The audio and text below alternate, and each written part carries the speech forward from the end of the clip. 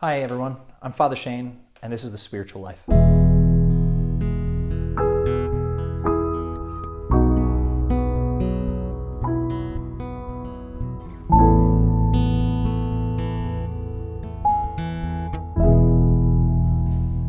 we talked in previous videos about the impact that grace and baptism specifically has on your soul.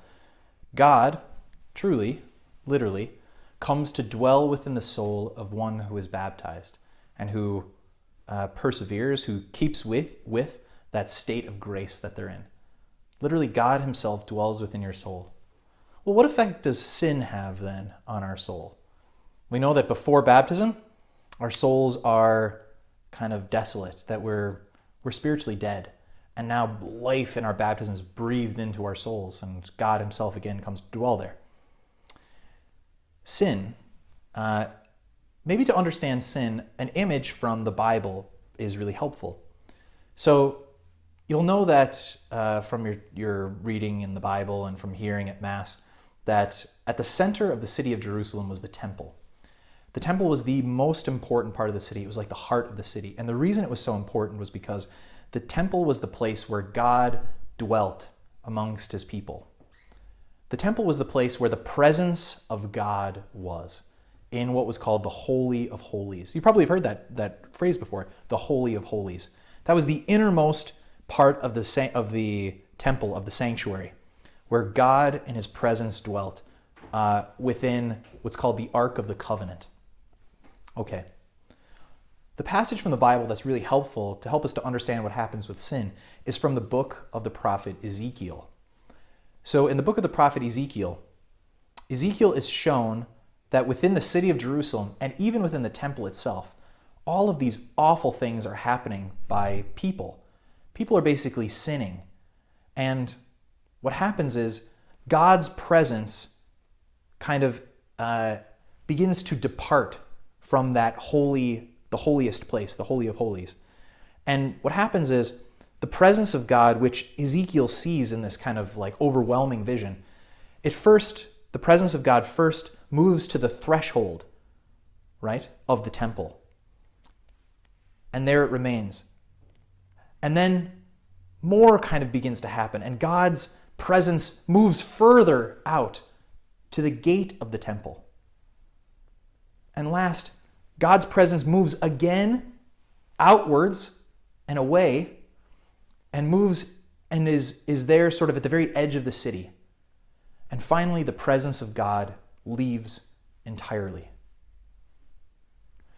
You might have heard before of mortal sin and venial sin. Mortal sin is sin that kills the life of God within the soul. I never realized that before I really started to learn more about my faith. Nobody ever told me that. I kind of ended up hearing more about that, learning more about that myself. Venial sin does damage to our relationship with God. Venial sin is almost like the presence of God moving further and further towards the margins of our life, towards the edges. So he's no longer in the very center, but he's kind of moving. And it's really important to remember who's moving him. Why is God, his presence, no longer there? It's because of sin. We're the ones who are, in some sense, kind of driving God, right, out from the center of our life. And he moves then to the threshold, and then he moves further away. With venial sin, it's like we're pushing God more and more out. But God is still there. Mortal sin is like us evicting God completely. Remember how I said that in baptism, God comes to dwell within the soul? When we mortally sin, it's like we evict God himself from our soul. And it's like the presence of God, again, is booted out from not only the temple, from the city itself. And God's presence is no longer there. It's really important that you hear this now. This is not the end of the story. The end of the story comes at the end of the book of Ezekiel. In chapter 43, In chapter 43, I had to look it up myself there. In chapter 43, the presence of God returns and comes back because the people have been healed from their sin. They've been brought back to God. And as a result of that, God's presence comes and dwells once again where he belongs, at the center of his people within the temple. Where does that happen for us? In confession. In confession, the presence of God again comes to dwell within our souls.